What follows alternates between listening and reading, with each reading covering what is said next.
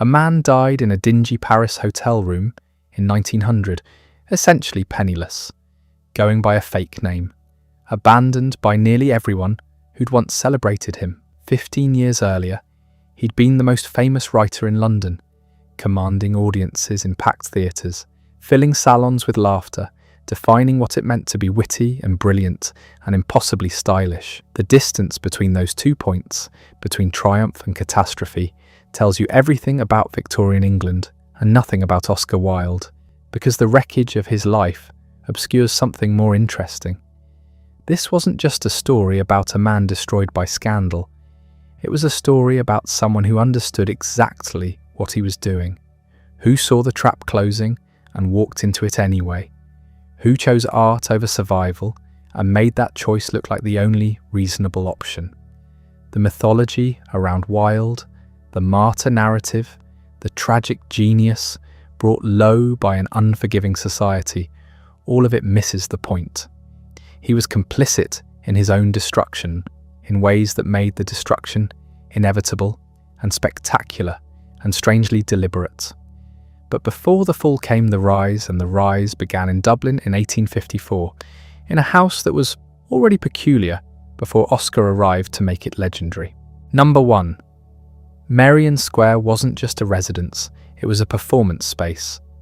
Sir William Wilde, Oscar's father, was Ireland's leading ear and eye surgeon, knighted for his medical contributions, but also an antiquarian and folklorist who published books about Irish archaeology and legends.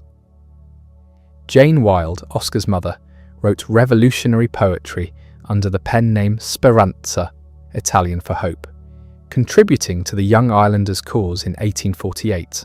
She held a salon that drew Dublin's intellectual and artistic elite. Politicians, writers, physicians, revolutionaries, they all passed through that drawing room, where Jane presided in elaborate gowns, reciting poetry, discussing literature and politics with equal intensity. This was the air Oscar breathed from birth, not respectability, but spectacle.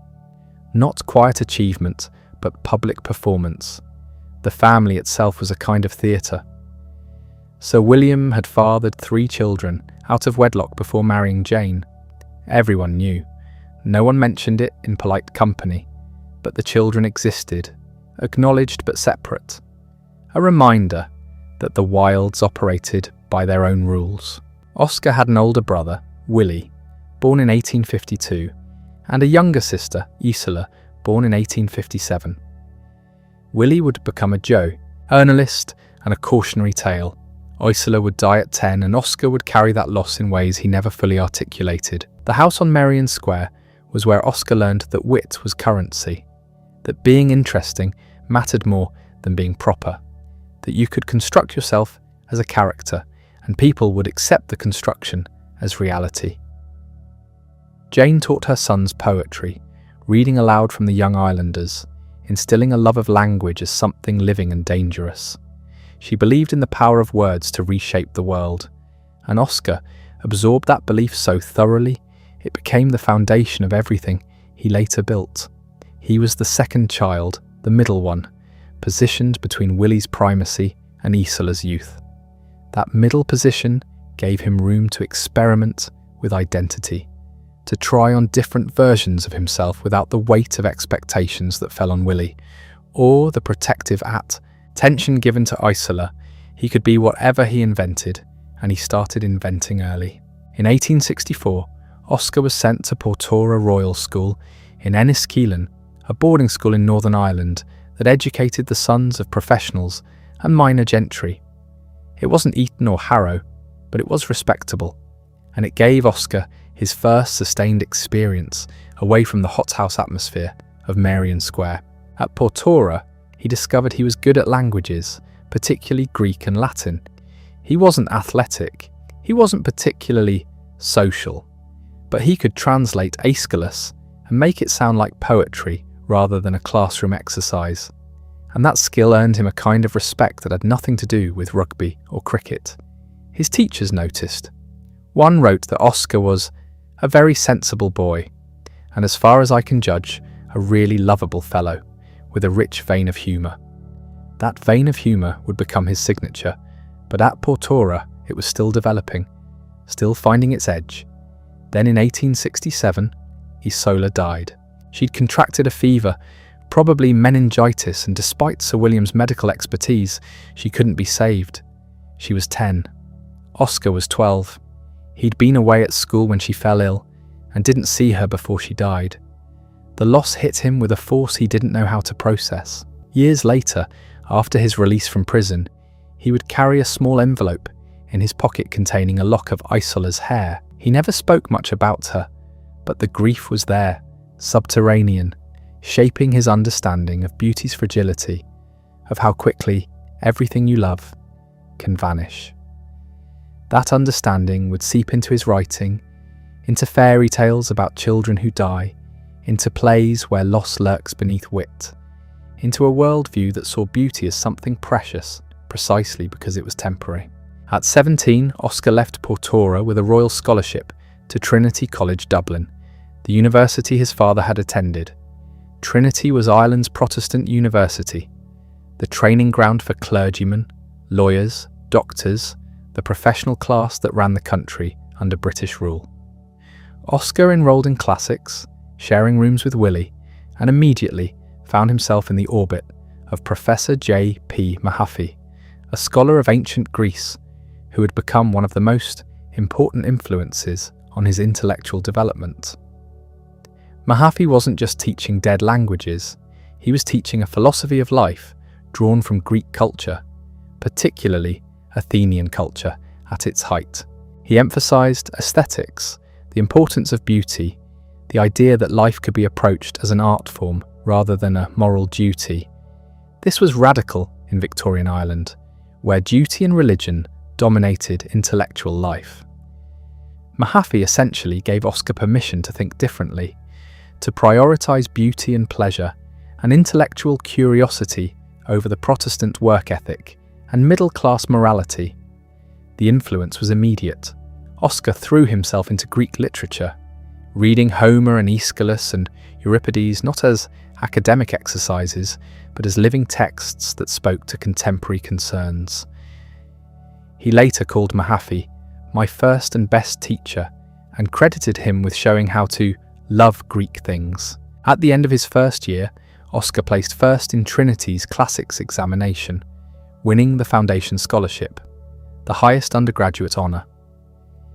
This wasn't just academic success, it was validation that his approach, his way of engaging with texts through aesthetic appreciation rather than mere analysis, actually worked. He could be himself and excel. That realization was liberating. When he graduated in 1874, he received the Berkeley Gold Medal as Trinity's best student in Greek. He also won a scholarship to continue his studies at Magdalen College, Oxford. The scholarship was called a demyship, worth £95 per year, roughly equivalent to £11,000 today. Enough to live on, barely, but enough to make Oxford possible. Oxford was where Oscar Wilde, as we know him, began to exist. Magdalen College sat on the Cherwell River, its grounds extending to a deer park, its buildings medieval and beautiful in a way that Trinity's Georgian architecture couldn't match. Oscar arrived in October 1874, 20 years old, with his Greek prizes and his scholarship, and very little else. What he found at Oxford was a philosophical war being fought in drawing rooms and lecture halls between two of his tutors, both of whom would shape his thinking in contradictory ways. John Ruskin, the art critic and social reformer, argued that art had moral purpose, that beauty must serve society, that aesthetics and ethics were inseparable. Walter Pater, younger and more subversive, argued the opposite. Art existed for its own sake. Beauty needed no justification. The goal of life wasn't moral improvement, but the accumulation of intense experiences, moments of aesthetic pleasure that justified existence. Pater's famous conclusion to his book The Renaissance became Oscar's manifesto. To burn always with this hard, gem-like flame, to maintain this ecstasy, is success in life. Oscar studied with both men. He attended Ruskin's lectures on art and even joined Ruskin's project to build a road by hand, a scheme designed to teach Oxford's privileged students the dignity of manual labour.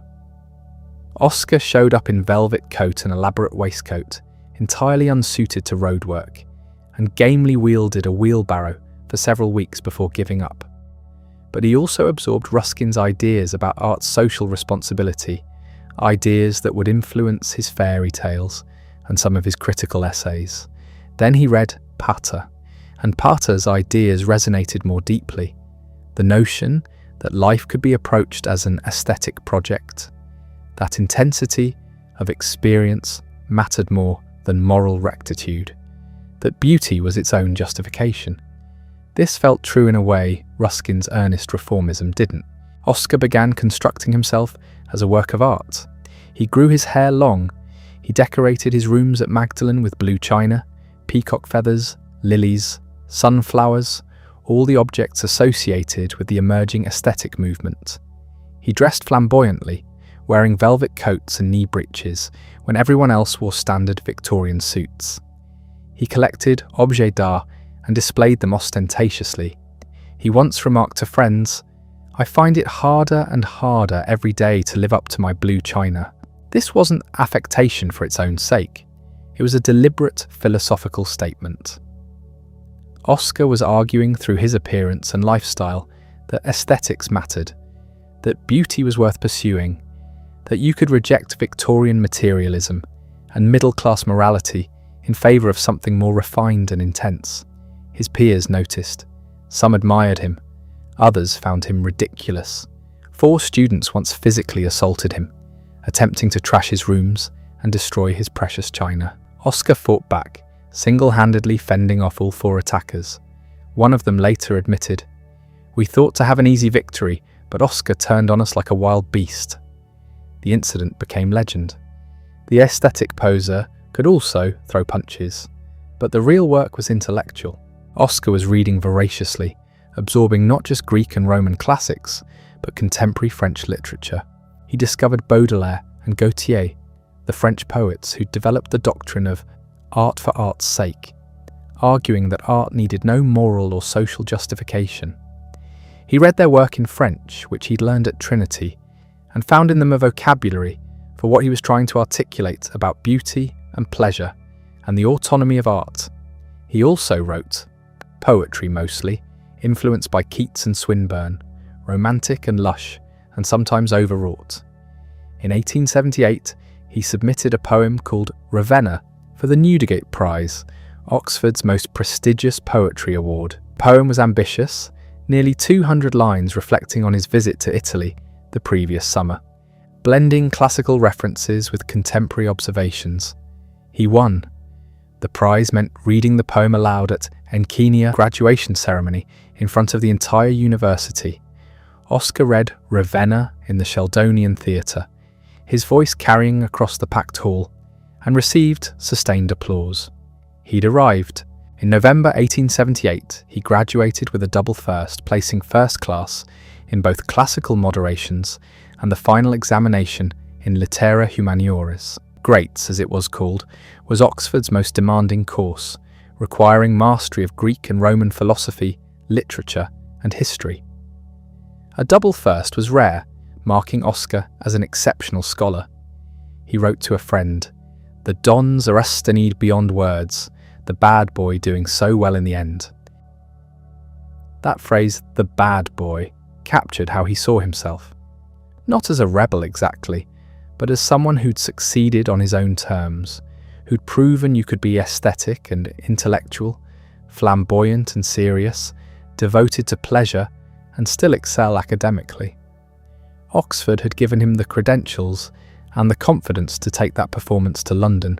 What he didn't have was money. The demyship was ending. His father had died in 1876, leaving an estate that turned out to be far smaller than expected. Sir William had been generous in life, treating patients who couldn't pay, supporting various causes, maintaining the Merrion Square house. The finances were a mess. After debts were settled, Oscar's inheritance was minimal, a few £100s and no income. Willie got slightly more, But neither brother was set up for life. Oscar needed to earn, and the only capital he possessed was his reputation, his wit, his carefully constructed image as the aesthetic young man from Oxford. London was where you monetized that capital. London was where you became famous or disappeared trying. He moved in with Frank Miles, a portraitist who painted society women and had connections in London's upper classes. The arrangement was practical. Miles had rooms in Salisbury Street, near the Strand, and needed someone to split rent. Oscar needed a place to live while he figured out what came next. What came next was poetry. He spent 1879 and 1880 writing, revising, expanding his Oxford poems into a collection. He also made connections, attending salons and gallery openings, meeting other writers and artists, slowly building visibility. The aesthetic costume helped. People noticed him at parties, remembered him, invited him back. He became known as a character, the young man who dressed like he'd stepped out of an 18th century painting and spoke in epigrams that sounded both profane and absurd. In 1881, at 27, he published Poems, a collection that gathered everything he'd written at Oxford, and since. The book sold out its first print run of 750 copies almost immediately, but the critical response was mixed to hostile. Reviewers attacked the poems as derivative, too influenced by Keats and Swinburne, lacking originality. Some noted the homoerotic undertones in certain pieces and used coded language to suggest impropriety. Oscar had expected controversy. He'd courted it, but he'd also hoped for recognition as a serious poet, and that didn't materialise. The book made him more famous, but not as a poet, as a personality. And personalities in 1881. London had a particular avenue for monetization: lecture tours. The model was established. A famous or interesting person would travel around Britain and America, giving talks on subjects they were associated with. Oscar, already known for his aesthetic philosophy, started lecturing on art and interior decoration, topics that fit his image perfectly. In late 1881, he received an unexpected offer. Richard D'Oyley Carte, the impresario behind Gilbert and Sullivan's operettas, needed publicity for the American Tour of Patience, a comic opera that satirized the aesthetic movement. Carter's idea was brilliant and slightly insulting. Send Oscar Wilde, the living embodiment of aestheticism, to America ahead of the opera. Let him lecture on beauty and art while dressed in aesthetic costume. The American public would see the real thing before they saw the parody, and both the lectures and the opera would benefit from the publicity. Oscar agreed. The money was good, and America represented opportunity on a scale Britain couldn't match. 140 venues, 4 months, maybe longer, a chance to become internationally famous. In December 1881, he boarded a ship to New York, carrying his velvet coats and his epigrams and his absolute confidence that America would receive him as he deserved. When reporters met him at the dock and asked about his voyage, he delivered what would become his most famous quip: "I have nothing to declare except my genius." Or whether he actually said it remains disputed, but the line sounds so perfectly Oscar Wilde that it doesn't matter.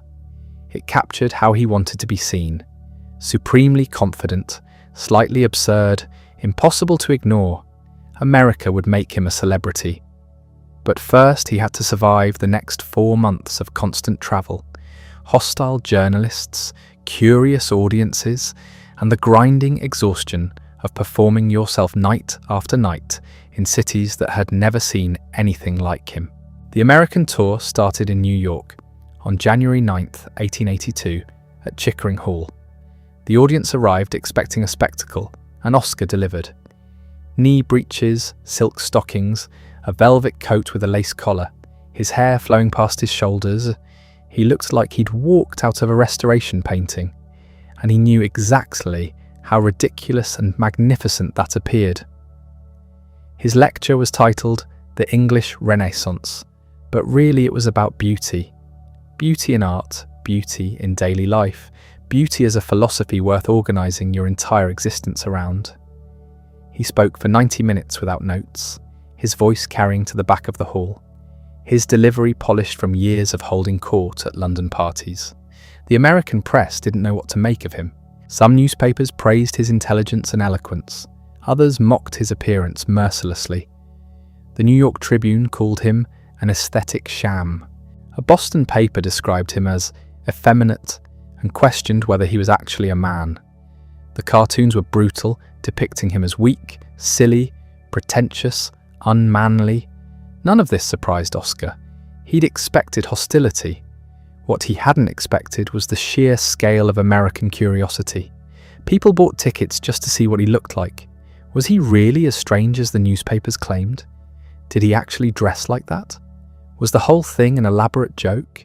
The venues sold out. Not because audiences were dying to hear about aesthetic philosophy, but because Oscar Wilde had become a phenomenon, a walking advertisement for his own brand of controlled outrage. He travelled constantly. Boston, Philadelphia, Baltimore, Washington, then west to Chicago, then further to Denver, San Francisco. 140 venues across 11 months, not 4.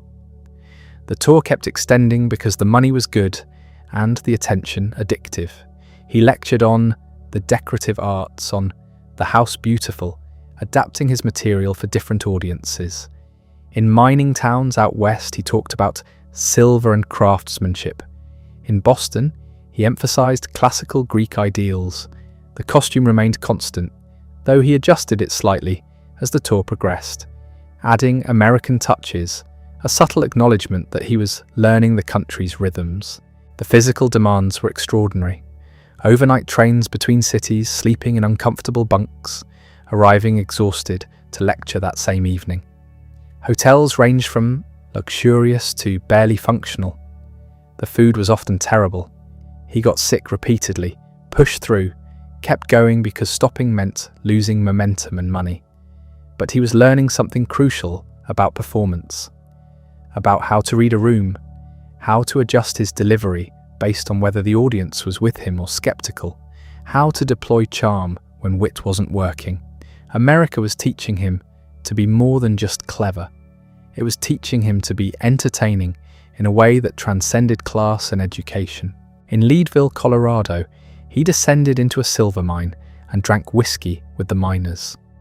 They'd expected some effete British dandy and found instead someone who could hold his liquor and crack jokes.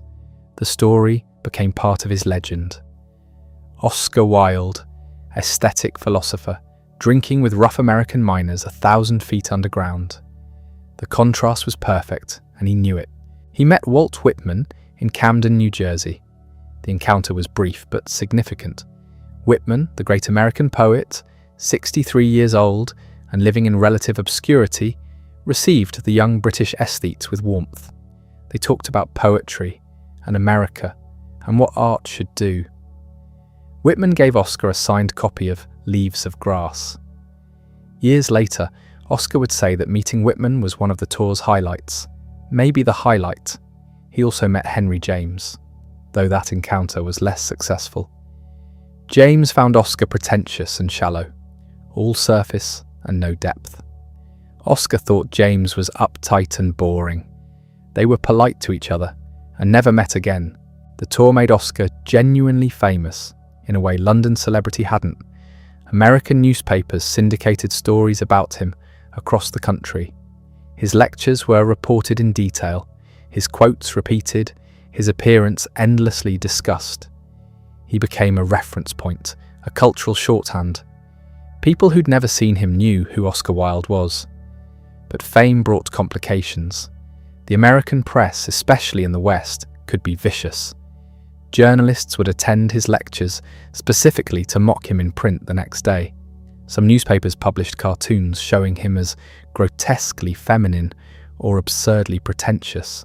The criticism sometimes crossed from clever satire into genuine cruelty. There were also persistent rumours about his sexuality.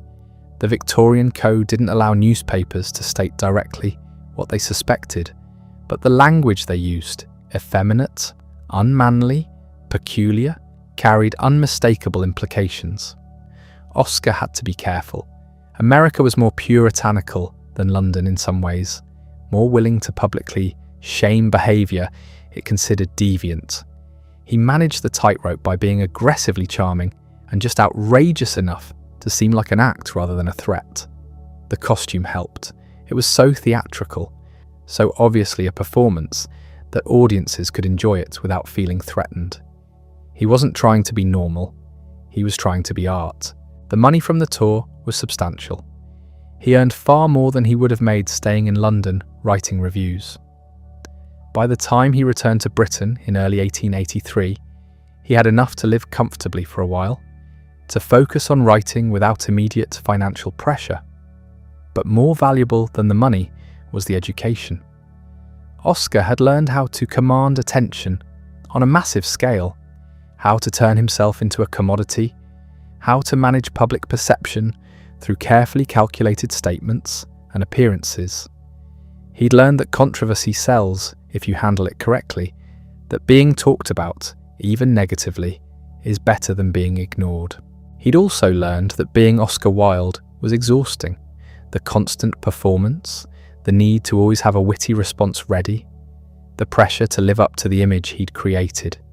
In private letters to friends, he admitted the tour had drained him, but publicly, he remained the unflappable aesthete, always ready with an epigram, always perfectly dressed, always on. After returning to Britain, Oscar spent several months in Paris. The city suited him better than London ever had. Paris appreciated aesthetes and artists. It had a cafe culture where intellectuals gathered to talk and argue, where being witty and well-dressed was expected rather than mocked. He met French writers and artists, absorbed their ideas, refined his own thinking about art and beauty. He also began seriously considering marriage. This wasn't a sudden decision, but a practical one. Oscar was 29. He needed money, and marriage to a woman with a substantial dowry would provide financial security. He also wanted respectability, or at least the appearance of it. Marriage would quiet some of the rumours about his sexuality that had followed him from America. Constance Lloyd was the daughter of a successful barrister. She had money, intelligence, and shared Oscar's interest in progressive causes like women's rights. They'd met before the American tour, and Oscar had been charmed by her intelligence and earnestness. She was also beautiful in a quiet, serious way that complemented his flamboyance. They married on May 29th, 1884, at St. James's Church in Paddington. Oscar wore a frock coat instead of his aesthetic costume, a signal that this was serious, traditional, a step into conventional adult life. Constance wore a saffron-coloured dress, a small rebellion against white wedding tradition, a sign she wasn't entirely conventional either. The marriage was, initially, happy. By all accounts, they were affectionate with each other. Oscar called her Constance Mary and wrote her tender letters when they were apart. She admired his intelligence and talent, believed in his future as a writer, supported his work. Their first son, Cyril, was born in June 1885. Their second son, Vivian, arrived in November 1886. Oscar was a devoted father, at least in the early years. He told his sons elaborate stories, played games with them, took them to the park. The children adored him, but something was shifting. The birth of his sons coincided with the end of sexual relations between Oscar and Constance. The reasons remain debated. Some biographers suggest Constance's health suffered after Vivian's difficult birth. Others point to Oscar's growing attraction to men, which he'd suppressed during courtship and early marriage, but couldn't ignore indefinitely. What's clear is that by 1886, the marriage had become more companionship than romance. They lived together, raised their children together, maintained appearances, but the intimacy had faded. Oscar began spending more time away from home, attending parties and salons, staying out late, developing friendships with young men that seemed unusually intense. Constance noticed, but didn't confront him directly. Victorian marriage often operated on unspoken understandings. As long as Oscar was discreet, as long as he provided for the family and maintained respectability, she could pretend everything was normal. To support his growing family, Oscar took a job editing Woman's World magazine in 1887. The position paid well and gave him a platform to advocate for progressive ideas about women's education and rights. He took the work seriously, commissioning articles from intelligent writers, redesigning the magazine to be less frivolous, more substantial. But editing was tedious. The administrative work, the deadlines, the need to please publishers and advertisers, all of it felt like a trap. Oscar wanted to write, to create, not manage other people's copy. He began producing his own work at an extraordinary rate.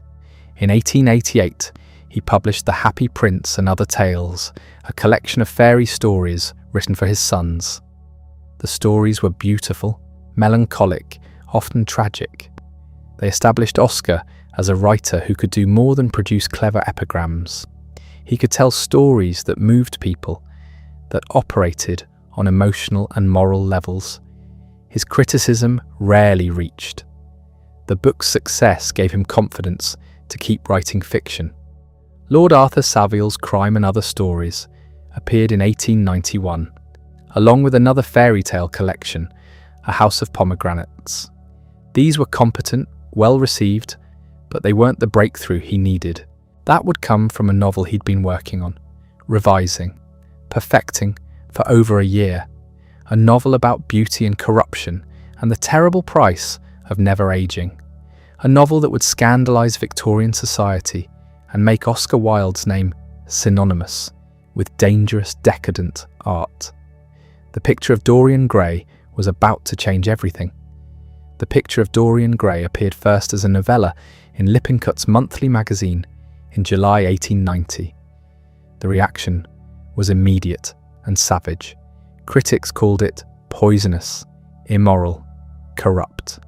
The Daily Chronicle said it was a tale spawned from the leprous literature of the French decadents, a poisonous book, the atmosphere of which is heavy with the mephitic odours of moral and spiritual putrefaction. The Scots Observer was more direct. Mr. Wilde has again been writing stuff that were better unwritten. Oscar was shocked by the hostility. He'd expected controversy, but not this level of moral panic. What had he done that was so terrible? He'd written a story about a young man who sells his soul to remain beautiful, while his portrait ages and bears the marks of his sins. It was a Gothic tale, a moral fable actually, showing that corruption catches up with you eventually. Dorian Gray dies in the end, destroyed by his own evil. But Victorian critics didn't care about the ending.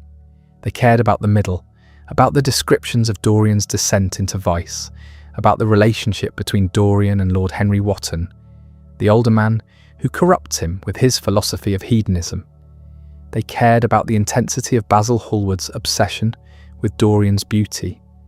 The subtext was obvious to anyone paying attention.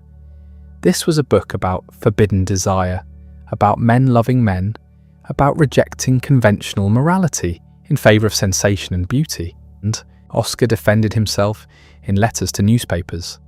He argued that art had no moral responsibility, that beauty was its own justification, that a book couldn't be moral or immoral, only well written or badly written.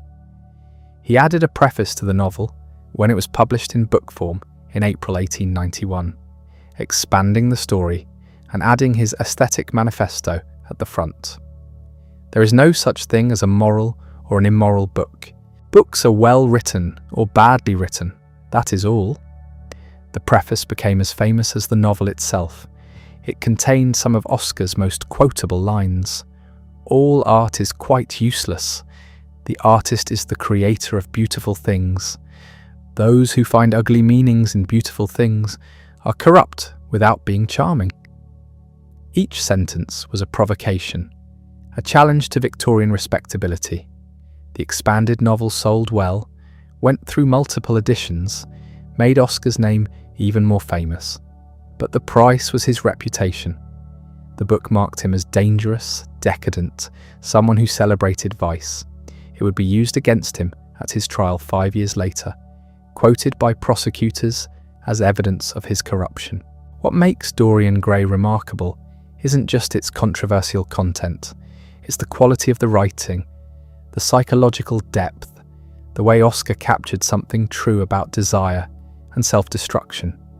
Lord Henry's epigrams are brilliant. The only way to get rid of a temptation is to yield to it. I can resist everything except temptation. These lines sound clever on the surface, but they're actually quite dark. They're descriptions of addiction, of people who've lost the ability to control themselves. Dorian himself is a fascinating character precisely because he's so hollow. He has no real personality beyond his beauty.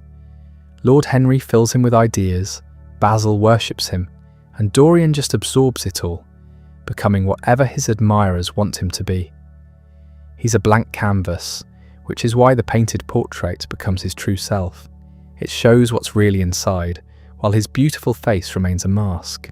The novel also captures something about Oscar's own situation in 1890. He was living a double life, respectable family man on the surface, but increasingly drawn to a world of secret pleasures, of young men he met in London's underground gay scene. The book isn't autobiographical, but it reflects his anxieties about that double life, about what happens when the mask slips. Around the same time Dorian Gray was scandalizing critics, Oscar's personal life was reaching a crisis point. His marriage to Constance had become a shell.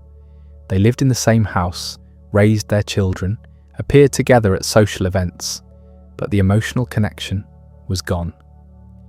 Oscar spent less and less time at home, more and more time in London's theatres and clubs and private rooms where men could be themselves. He met Robert Ross in 1886, probably through Oxford connections. Ross was 17, Oscar was 32. Ross would later claim he seduced Oscar, not the other way around. Whether that's true or not, Ross became Oscar's first sustained male lover, the person who introduced him to what was then called the life. They remained friends for the rest of Oscar's life, even after the romantic element ended. Ross would be the one who stood by Oscar during his trials, who managed his literary estate after his death. But Ross wasn't the great love of Oscar's life. That distinction belongs to someone Oscar hadn't met yet in 1890, someone who would inspire his greatest theatrical work and also destroy him completely. That person would walk into Oscar's life in the summer of 1891 at a tea party in Chelsea. His name was Lord Alfred Douglas, though everyone called him Bosie. The meeting was arranged by Lionel Johnson, a poet who knew both men. Oscar was 36, at the height of his fame. Bosie was 21, a student at Oxford, beautiful in a way that stopped conversations. Blonde hair, delicate features, an aristocratic bearing combined with something vulnerable underneath.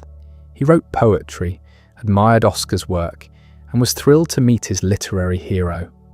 Oscar was captivated immediately. Not just by Bosie's looks, though those were extraordinary, by his intelligence, his wit, his recklessness. Bosie didn't care what people thought. He was openly effeminate, made no attempt to hide his preferences, seemed to dare the world to judge him. For Oscar, who'd spent years being careful, maintaining appearances, this freedom was intoxicating. They became friends first. Oscar invited Bosie to dinners, to the theatre, introduced him to his circle. Then the friendship deepened into something else. By late 1891, they were lovers. Not discreet lovers either. They were seen together constantly, dining at the Savoy, attending premieres, travelling together. Oscar spent money he didn't have on expensive gifts, hotel rooms, meals at the finest restaurants. The relationship was passionate and toxic from the start. Bosie was demanding, temperamental, jealous. He threw tantrums when Oscar paid attention to other people, sulked when he didn't get his way, made scenes in public. Oscar found this behaviour simultaneously infuriating and irresistible. After years of being the witty one, the clever one, the one who entertained others, it was thrilling to be needed, to be the centre of someone else's obsessive attention. But there was another dimension to the relationship, one that would prove catastrophic. Bosie introduced Oscar to a world of working-class young men who could be hired for sex. Telegraph boys, grooms, soldiers on leave. Oscar had been discreet before, careful about whom he approached. Now he was paying strangers, meeting them in hotels, taking enormous risks. It was a kind of self-destruction disguised as liberation.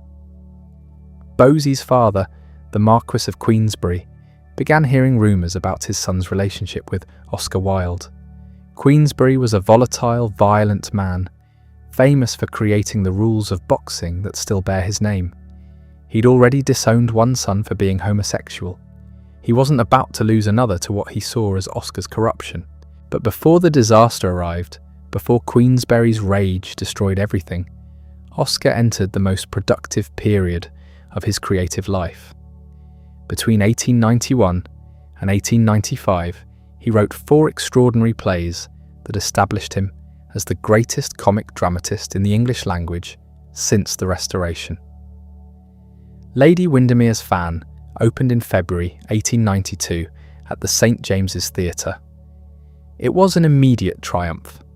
The audience loved it, critics praised it, and Oscar finally had commercial success in the theatre after years of attempts.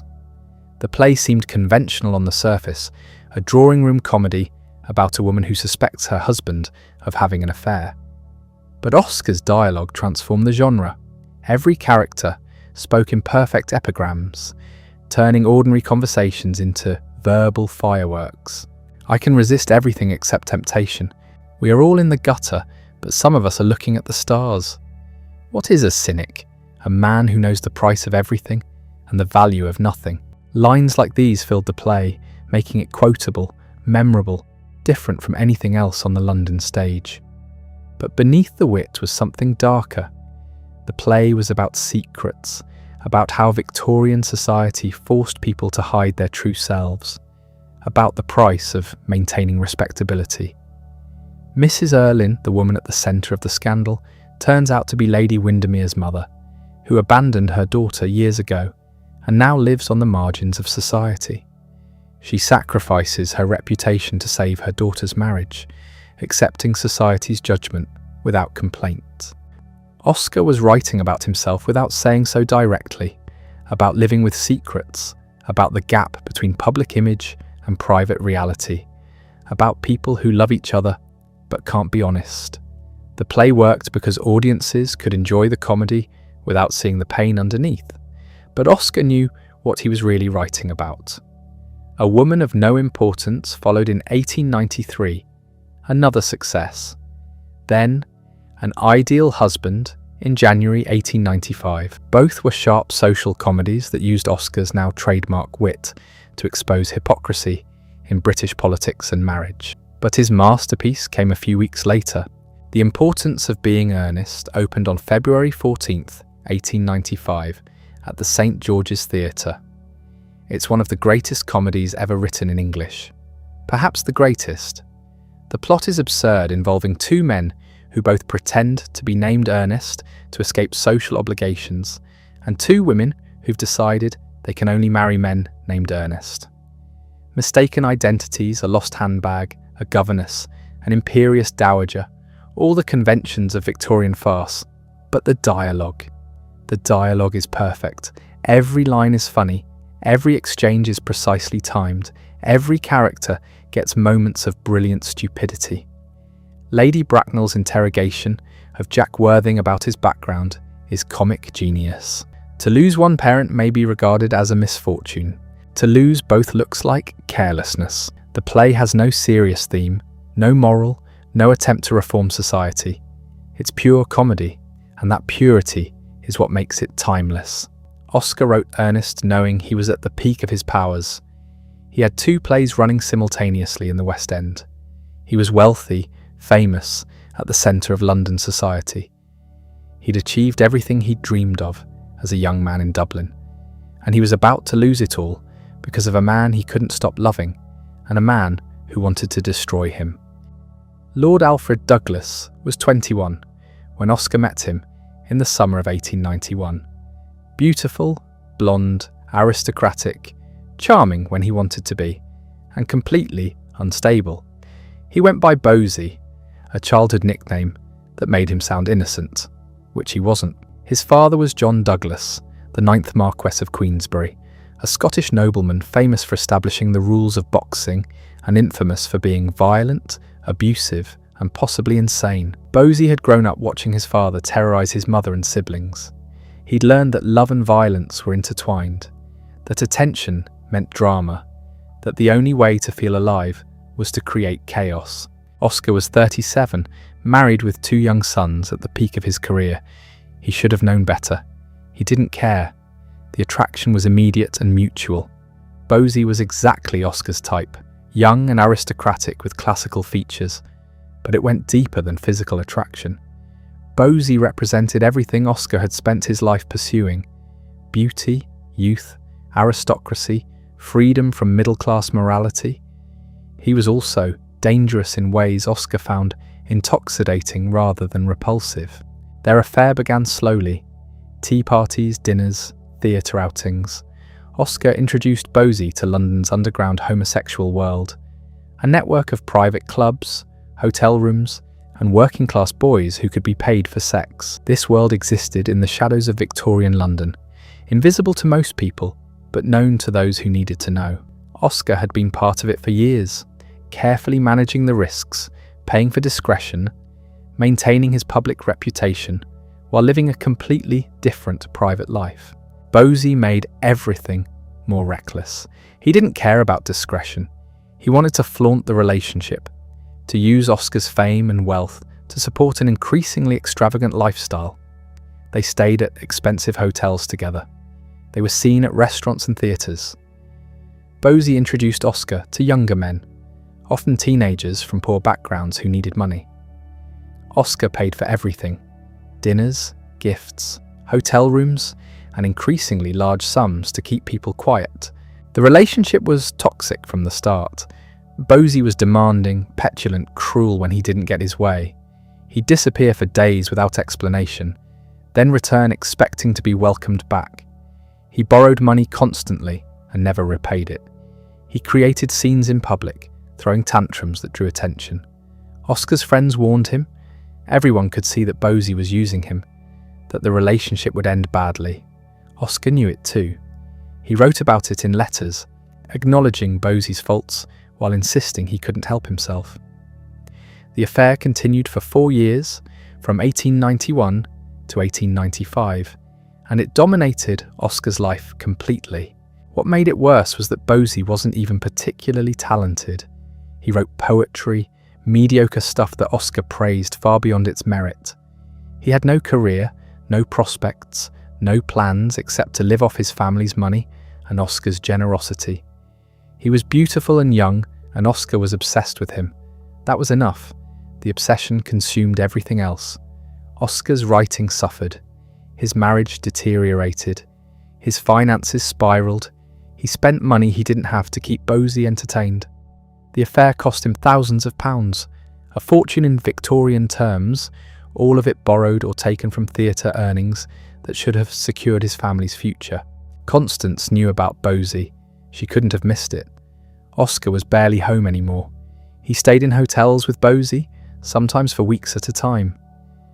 When he was home, he was distant, preoccupied, clearly somewhere else mentally. She said nothing publicly, maintaining the fiction of their marriage, but the relationship was effectively over. She focused on their sons, Cyril and Vivian, protecting them from a situation they were too young to understand. Then Bosie's father got involved. The Marquess of Queensberry had disowned another son for being homosexual, and he was determined not to lose Bosie the same way. He began following Oscar and Bosie, documenting their movements, collecting evidence. He showed up at Oscar's house with a boxer as a bodyguard, demanding Oscar end the relationship. Oscar refused. Queensberry tried to disrupt the opening night of The Importance of Being Earnest, planning to throw rotten vegetables at Oscar from the audience. The theatre management was warned and kept him out. So Queensberry left a calling card at Oscar's club, the Albemarle. The card read, "For Oscar Wilde, posing sodomite." He couldn't even spell the accusation correctly, but the intent was clear. It was a public insult, written down, witnessed by the club's porter, impossible to ignore. Under Victorian law, this constituted criminal libel. Oscar could sue. His friends begged him not to. Criminal libel cases were dangerous because truth was an absolute defence. If Queensberry could prove Oscar was actually homosexual, he'd win the case, and Oscar would be destroyed. But Bosie wanted Oscar to sue. He hated his father, wanted to humiliate him, wanted Oscar to fight. And Oscar, still under Bosie's spell, still believing that wit and intelligence could overcome anything, agreed to prosecute. It was the worst decision of his life. The trial began on April 3rd, 1895. Oscar arrived at the Old Bailey confident, even cocky. He was brilliant in the witness box at first, turning the cross-examination into a performance. When the prosecutor asked about a suggestive letter Oscar had written to Bosie, Oscar dismissed it as art. When questioned about young men he'd taken to dinner, he made it sound like generous patronage of the less fortunate. Then the prosecutor, Edward Carson, who'd been at Trinity with Oscar years earlier, changed tactics. He stopped asking about literature and started asking about specific young men.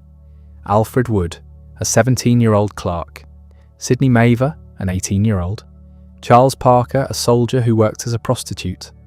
One after another, Carson named them and asked Oscar to explain why he'd given them money, taken them to hotels, bought them expensive gifts. Oscar tried to maintain his composure, insisting these were merely friendships, but the accumulation of details was damning. Carson had found the young men, interviewed them, prepared them to testify. The defense was going to call them as witnesses. They would describe in explicit detail what Oscar had paid them to do.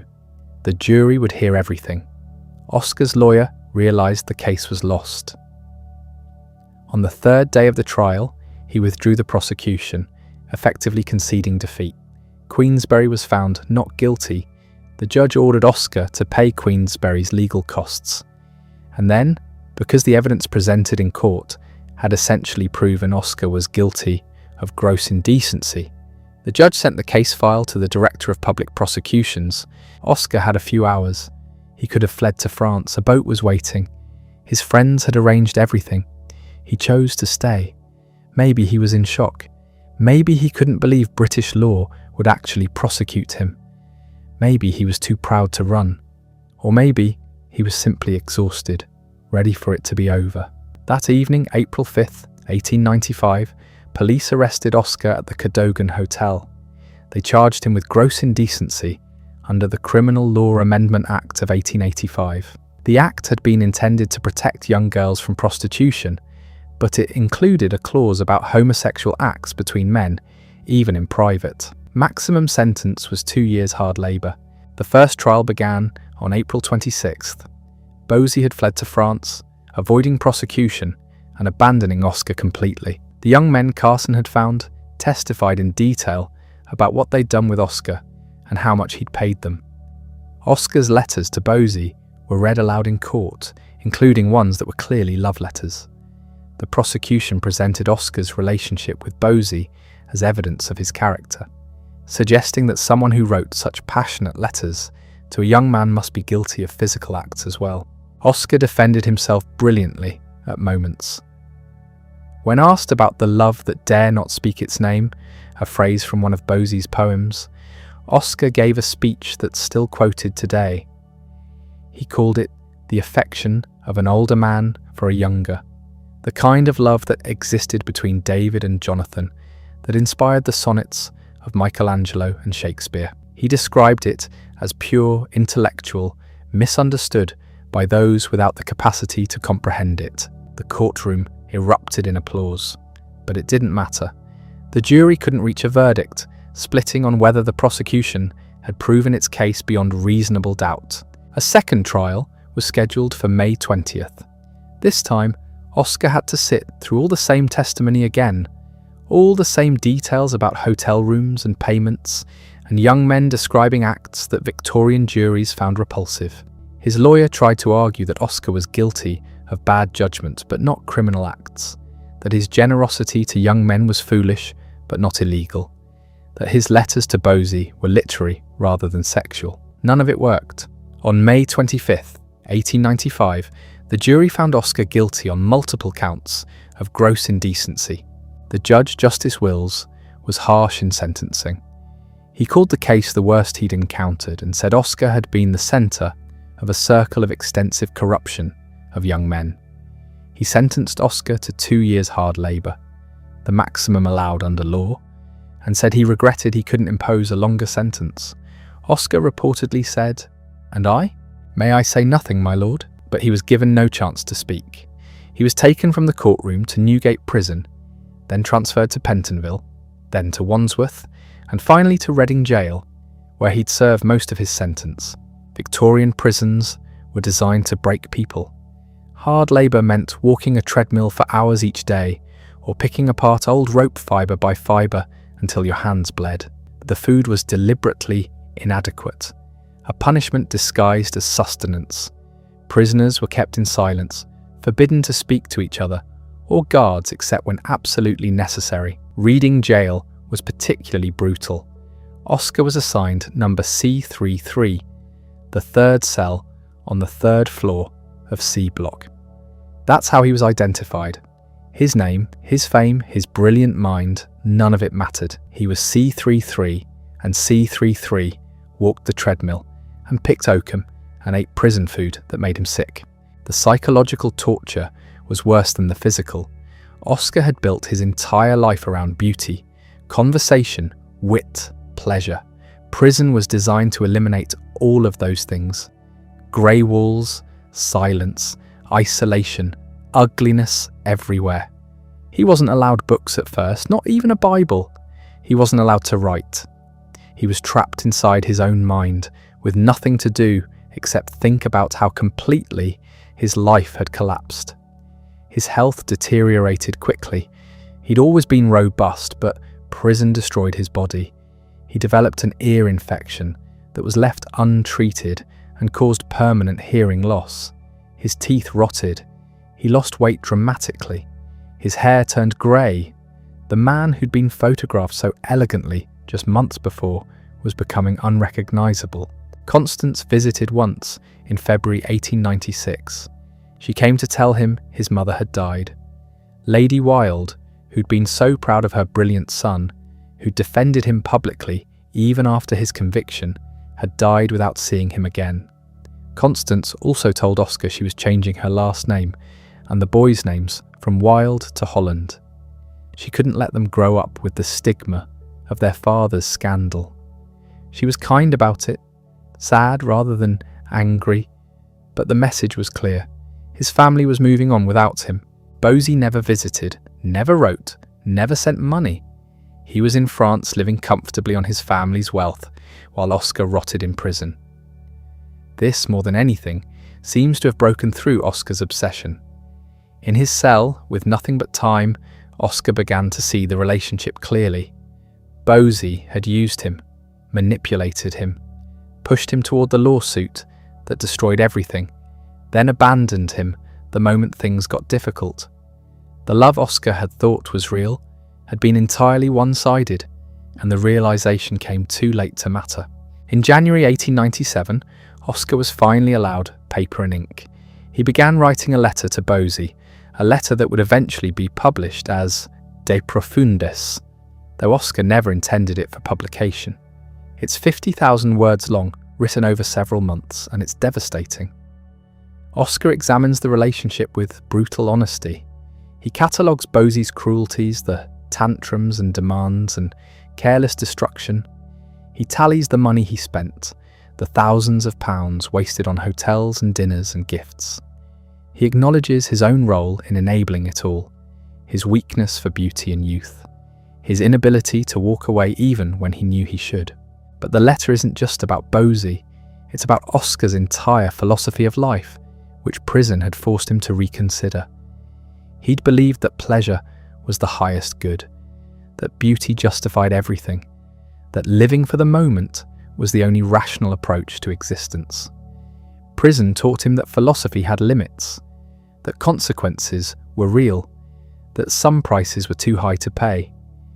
He wrote about suffering as a form of knowledge, about how pain had taught him things pleasure never could. It's profound and painful, and completely different from anything he'd written before. The letter was therapeutic, but changed nothing about his situation. He still had months left to serve.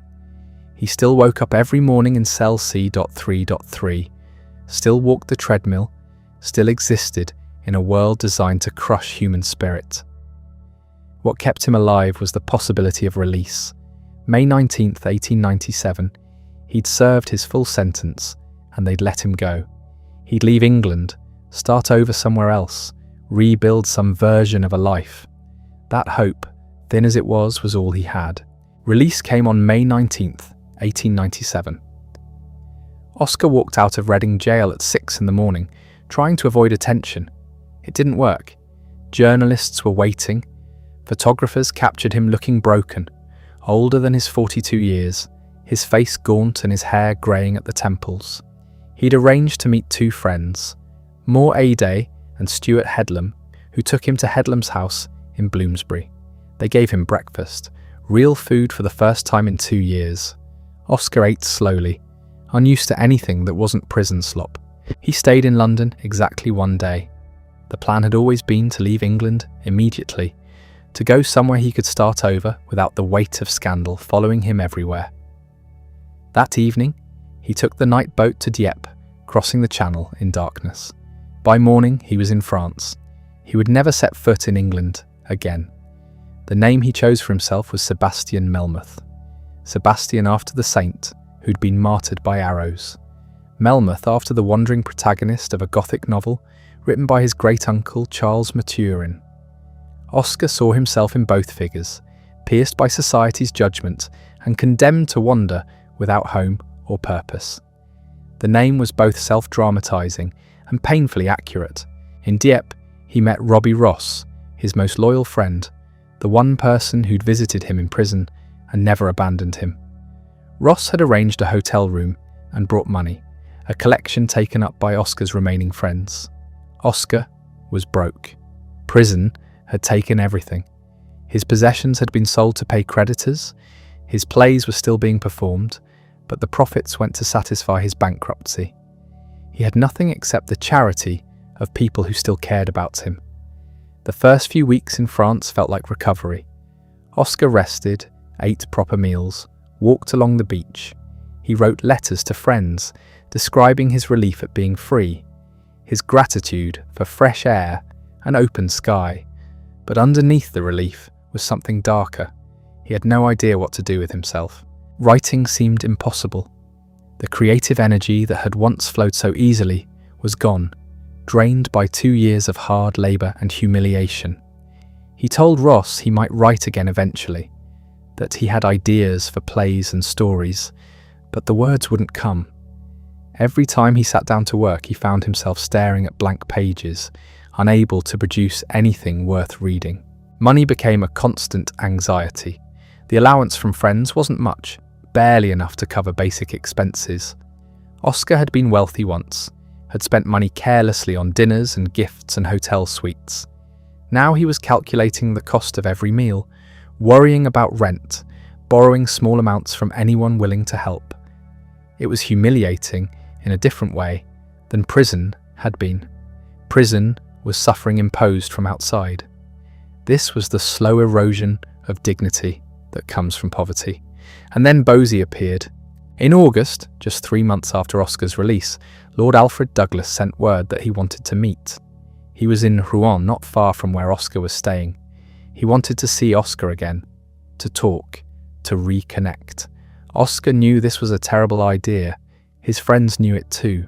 They begged him not to go, reminded him that Bosie had destroyed his life once already.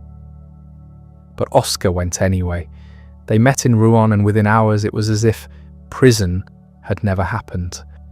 Bosie was still beautiful, still charming, still capable of making Oscar forget every lesson he'd learned. They spent a week together, talking and laughing and falling back into the patterns that had defined their relationship before. Then Bosie proposed they go to Naples together, rent a villa live as they'd always wanted to live. Every rational part of Oscar's mind screamed that this was insane. Bosie had abandoned him during the trial, had never visited, never written, never sent money while Oscar suffered in Reading, had done nothing except continue living comfortably while Oscar's life fell apart. But rationality had never governed Oscar's feelings for Bosie, so when Bosie suggested Naples, Oscar agreed. They found a villa in Posillipo, overlooking the bay. For a few months it felt like the old days. They had each other, they had decent wine, they had the Mediterranean sun. Oscar tried to convince himself he could be happy here, that this was enough, but it wasn't sustainable. Bosie's family was furious he'd reconnected with Oscar. His mother threatened to cut off his allowance entirely if he didn't leave. Oscar's friends were equally angry, particularly Robbie Ross, who felt betrayed that Oscar had thrown away the chance at rebuilding his life. More practically, neither of them had money. The villa was expensive. They were living on credit, running up debts they couldn't pay. Bosie's allowance, when it came, barely covered half their expenses. Oscar's friends had stopped sending money once they learned he was with Bosie again. The situation was unsustainable, financially and emotionally. In December, Bosie's family finally succeeded in separating them. His mother agreed to restore his full allowance, but only if he returned to England immediately and never saw Oscar again. Bosie, faced with choosing between Oscar and financial security, chose the money. He left Naples without much drama, just a quiet departure that said everything about where Oscar ranked in his priorities. Oscar stayed in Naples alone for a few more weeks, then moved to Paris in early 1898. He took a cheap hotel room in the Latin Quarter and tried to figure out what came next. Paris was better than Naples had been. It was a city he knew, where he had history and some remaining friends. More importantly, it was a place where his scandal mattered less. The French were more forgiving of sexual irregularity than the English. In Paris, Oscar could walk down the street without everyone staring and whispering, but he was profoundly lonely. Most of his old friends had drifted away, embarrassed to be associated with him, or simply moved on with their lives. The few who remained couldn't always make time for him. Oscar spent his days sitting in cafes, drinking cheap wine, talking to anyone who would listen. He became a fixture at certain establishments, the former celebrity now reduced to being a curiosity, someone tourists might glimpse and later mention in letters home. He did manage to write one more significant work. The Ballad of Reading Gaol was published in February 1898, just a few months after he arrived in Paris. It was a long poem about his prison experience, specifically about a man executed at Reading while Oscar was there. The poem was powerful, raw in ways Oscar's earlier work had never been. It was published anonymously, credited only to C.3.3, Oscar's cell number. The ballad was successful. It sold well, went through multiple editions, earned Oscar some money for the first time since his release. Critics praised it, noting the emotional depth and the departure from his earlier style. For a moment, it seemed like Oscar might rebuild his literary reputation, that he could become known as someone who'd suffered and emerged with something valuable to say. But he never wrote anything else. The creative well had run dry. He talked about future projects, mentioned ideas for plays and essays, but nothing materialized. The energy required to sit down and produce finished work was beyond him. Prison had broken something essential, some capacity for sustained effort and belief in his own talent. Instead, Oscar drifted. He moved between cheap hotels in Paris, never staying anywhere long, always behind on rent. He borrowed money from friends, small amounts that were never quite enough. He drank more than he should have, not heavily enough to be called an alcoholic, but steadily, using wine to blur the edges of his situation. He aged rapidly, his health declining from the damage prison had done to his body. His relationship with his sons was non-existent. Constance refused to let them see him, or even know where he was living. She changed their surname to Holland and told them their father was dead. It was easier that way, cleaner, less complicated, than explaining why their father was an ex-convict living in exile. Oscar understood her reasoning, but it hurt nonetheless. He wrote letters to the boys that he never sent, imagining conversations they'd never have. Constance died in April 1898, just a year after Oscar's release. She'd been living in Italy, suffering from complications from a spinal injury. Oscar learned about her death from a mutual friend. He hadn't seen her since that single prison visit in 1896. Whatever chance they'd had at reconciliation died with her. His sons, now orphaned of their mother, and having been told their father was dead, inherited what remained of Constance's estate. Oscar received nothing. The loneliness was crushing. Oscar had built his entire life around being social, being the centre of attention, entertaining rooms full of people with his wit. Now he spent days without meaningful conversation, sitting alone in his hotel room or at outdoor cafe tables, watching life happen around him without being part of it. The few friends who still visited did so out of obligation more than genuine affection. They pitied him, which was almost worse than being ignored. Money remained a constant crisis. Oscar tried various schemes to generate income. He pitched ideas for new plays to producers who weren't interested. He offered to write articles for magazines that didn't respond. He considered translation work, but lacked the discipline to follow through.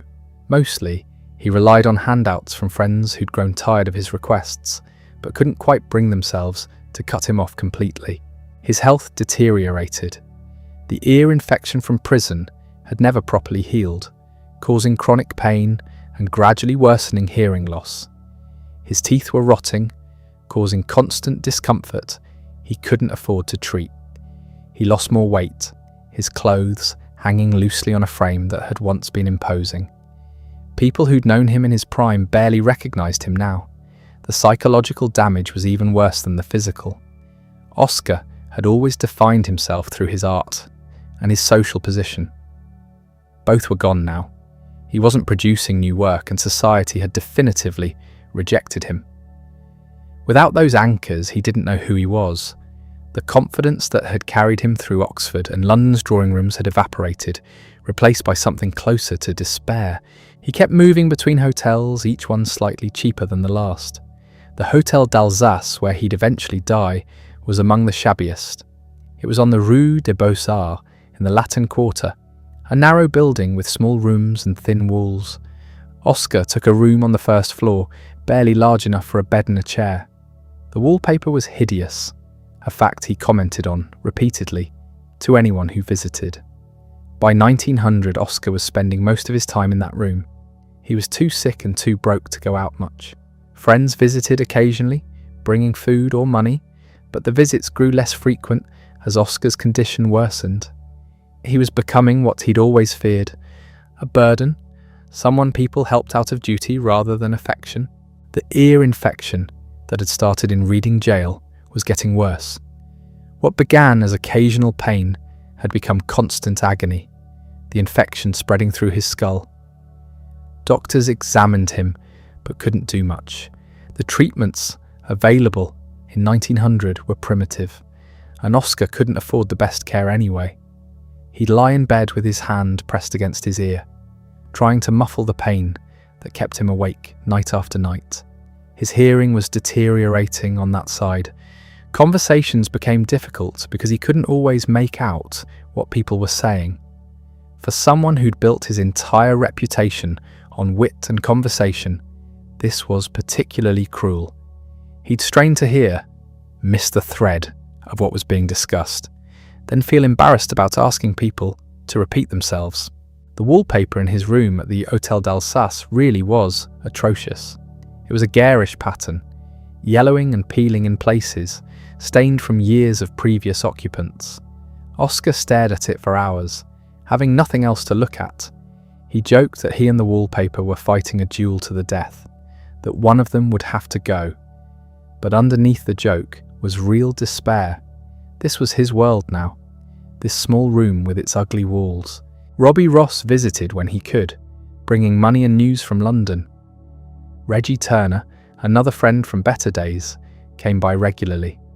They were loyal, these men, sticking with Oscar when almost everyone else had abandoned him. But their visits were brief. They had their own lives to live. Oscar understood this, but it didn't make the solitude any easier. Money continued to be a problem until the very end. Oscar would write begging letters to anyone who might help. Some responded with small amounts, others ignored him. He'd pawned everything of value long ago: the manuscript of Salome, some books, even clothing. There was nothing left to sell. He tried to maintain some dignity despite everything. He'd dress carefully when going out, even if his clothes were worn and outdated. He'd sit at cafes and order drinks he could barely afford, not wanting to look like the beggar he'd become. Appearances mattered to Oscar, even when appearances were all he had left. The French treated him better than the English had, but that's not saying much. In Paris, he could walk down the street without being spat at. People didn't recognise him or didn't care about English scandals. This was a small mercy, but Oscar noticed and appreciated it. He told a journalist that in Paris one could go where one liked without being criticised. It was the closest thing to freedom he'd experienced since prison. But freedom without purpose is just another kind of prison. Oscar had nothing to do, nowhere he needed to be. He'd wake up in his shabby hotel room with no plans for the day beyond finding his next meal. The structure that work provides, the sense of meaning that comes from creating something, all of that was gone. He thought about writing. He'd sit with paper and pen, trying to capture some of the old magic. Nothing came. The words that had once flowed so easily were blocked now, trapped behind years of trauma and humiliation.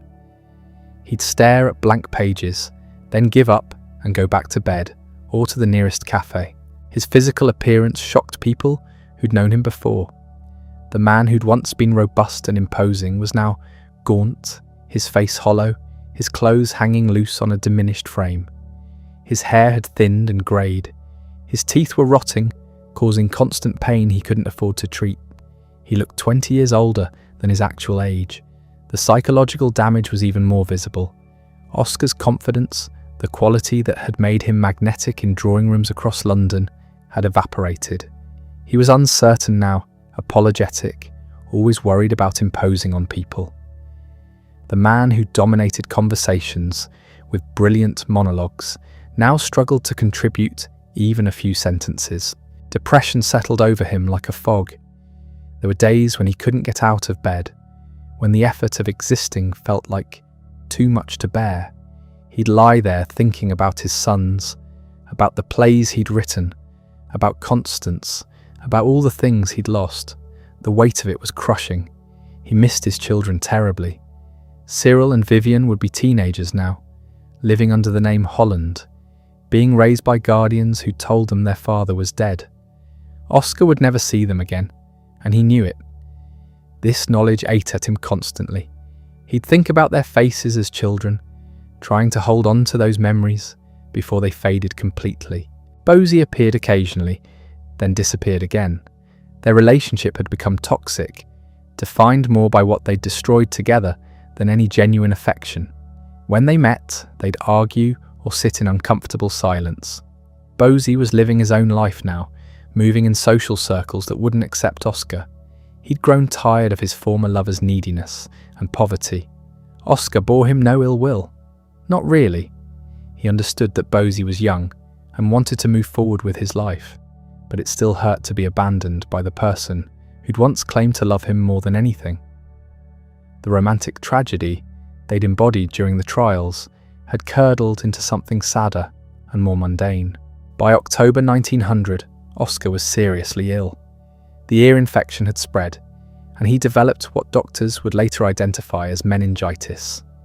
The inflammation of the membranes around his brain and spinal cord caused excruciating headaches, fever, and confusion. He spent more time in bed, drifting in and out of consciousness.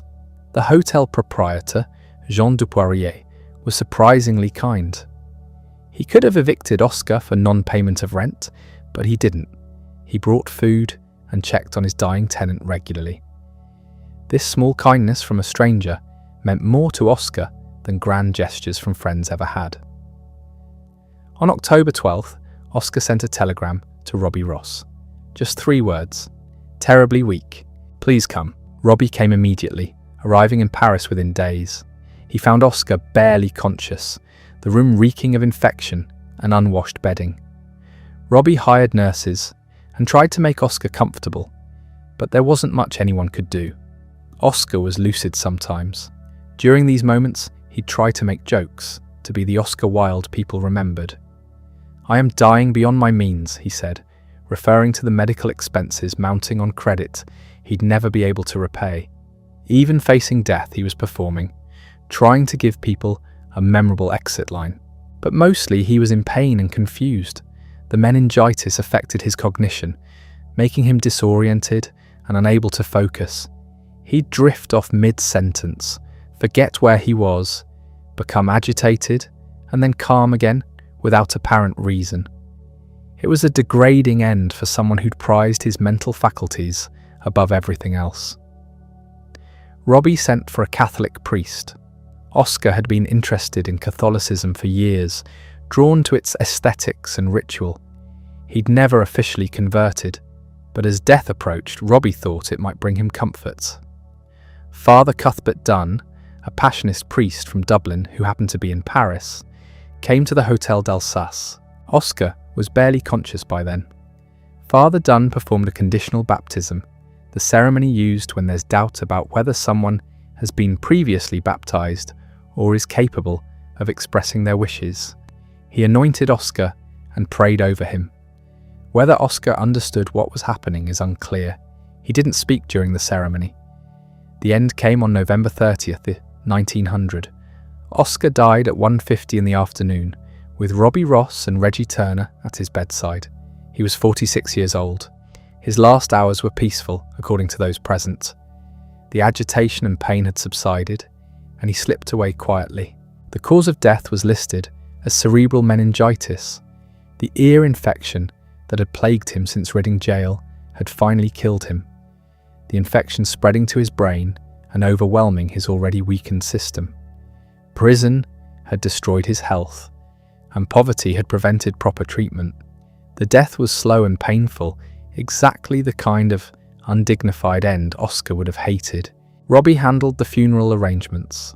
There was no money, of course, so he paid for everything himself. The funeral was held at the Church of Saint-Germain-des-Prés, a small ceremony attended by fewer than 20 people. No family members came. His brother Willie was too ill to travel and would die less than a year later. His sons didn't know their father had died because they thought he'd been dead for years already. The mourners were friends mostly. Robbie Ross, Reggie Turner, a few others who'd remained loyal. They stood in the cold church and listened to prayers in a language Oscar had loved, but could barely hear by the end. It was a quiet farewell for someone who'd once commanded the attention of entire rooms. Oscar was buried in the Cimetière de Bagneux, a cemetery outside Paris. The grave was marked with a simple headstone, paid for by Robbie. There was no grand monument, no eloquent epitaph, just a name and dates. Even this modest grave wouldn't be permanent. 9 years later, Robbie would have Oscar's body moved to Père Lachaise Cemetery in Paris, where a proper memorial, designed by Jacob Epstein, would be erected. The newspapers reported his death with surprising restraint. Some were respectful, noting his literary achievements while acknowledging his fall from grace. Others were crueler, treating his death as the predictable end of a moral cautionary tale. The scandal still clung to him, even in death. In England, the reaction was mixed. Some people felt vindicated, as if Oscar's miserable death proved they'd been right to condemn him. Others felt a twinge of guilt, wondering if society had been too harsh. Most people didn't think about it much at all. Oscar Wilde had been famous once, but that was 5 years ago, and the public had moved on to new scandals and new celebrities. His literary reputation was in tatters. The plays that had packed theatres in 1895 weren't being performed anymore.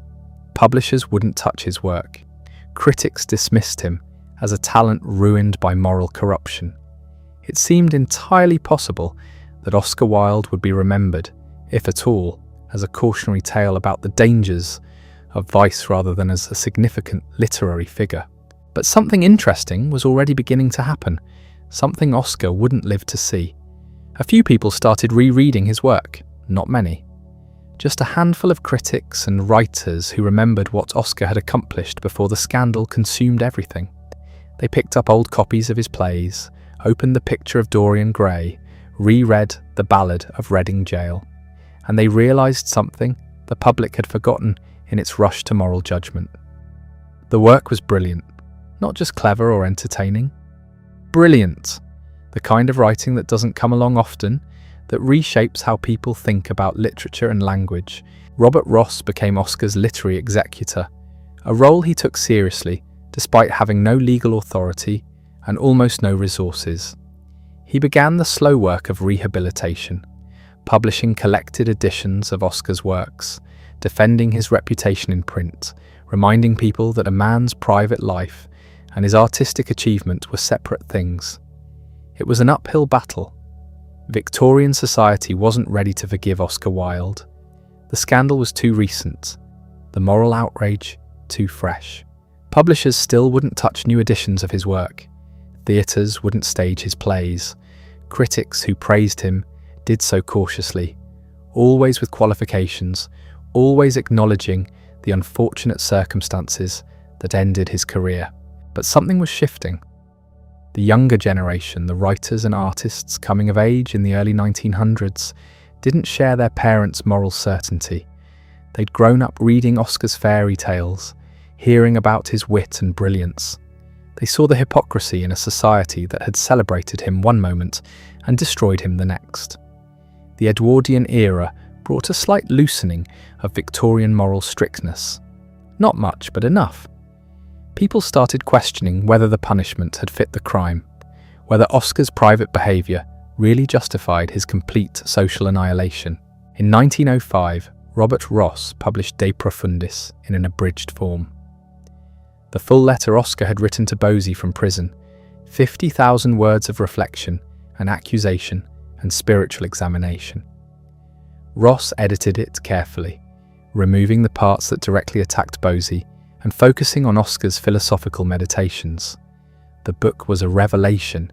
Here was Oscar, at his most vulnerable and profound, stripped of wit and performance, writing with raw honesty about suffering and art and the nature of love.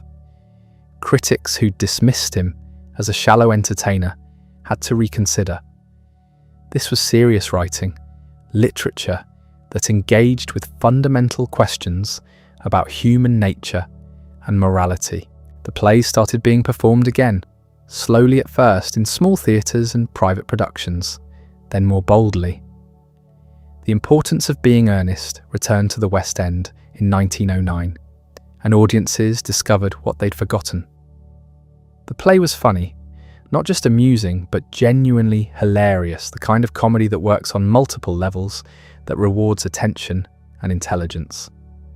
An Ideal Husband followed, then Lady Windermere's Fan.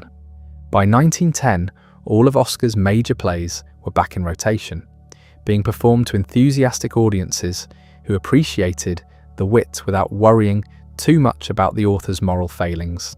The Picture of Dorian Gray was republished and found a new audience. Younger readers who'd heard it was scandalous picked it up expecting something shocking, and found instead a sophisticated exploration of aestheticism and morality, a novel that questioned conventional values while acknowledging their power. Oscar's reputation began its slow rehabilitation, not a complete restoration. Society wasn't ready to fully embrace him yet, but a grudging acknowledgement that he'd been a significant literary figure, that his work had value independent of his personal conduct. This process accelerated after World War I. The war changed everything, including how people thought about morality and society. The Victorian certainties that had condemned Oscar looked increasingly outdated. A generation that had survived the trenches wasn't particularly scandalised by what consenting adults did in private. The 1920s brought Oscar back into fashion. His plays were performed regularly. His writings were studied seriously. Critics began examining his work with the same analytical rigour they applied to other major authors, finding depth and complexity they'd previously overlooked or dismissed. The full version of De Profundis was finally published in 1962, 60 years after Oscar's death. It revealed the extent of his suffering, the depth of his reflection, and the complexity of his relationship with Bosie. The letter showed Oscar at his most human, brilliant and petty, profound and vindictive, capable of genuine insight and spectacular self-deception. By the late 20th century, Oscar had become not just rehabilitated, but canonical. His plays were standard repertoire in theatres worldwide. His novel was taught in universities. His essays on aesthetics were recognised as important contributions to literary theory. The gay rights movement claimed him as a martyr, which he sort of was, though Oscar himself would probably have been uncomfortable with the label.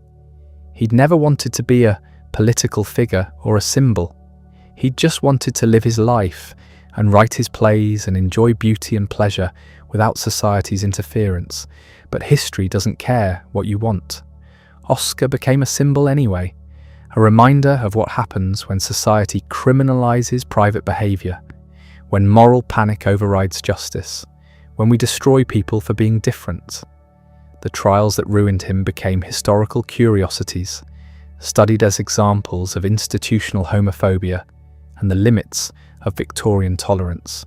The plays that were banned for being immoral became classics, performed thousands of times across the world. Oscar's grave in Père Lachaise Cemetery became a pilgrimage site. Visitors left lipstick kisses on the stone monument designed by Jacob Epstein. So many that the cemetery authorities eventually had to install a glass barrier to protect the sculpture from damage. His life story was adapted into films, plays, novels.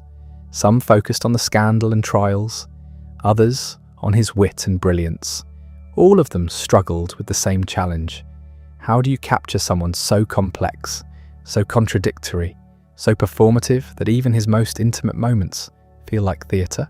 The house at 34 Tite Street, where Oscar had lived during his glory years, got a blue plaque in 1954.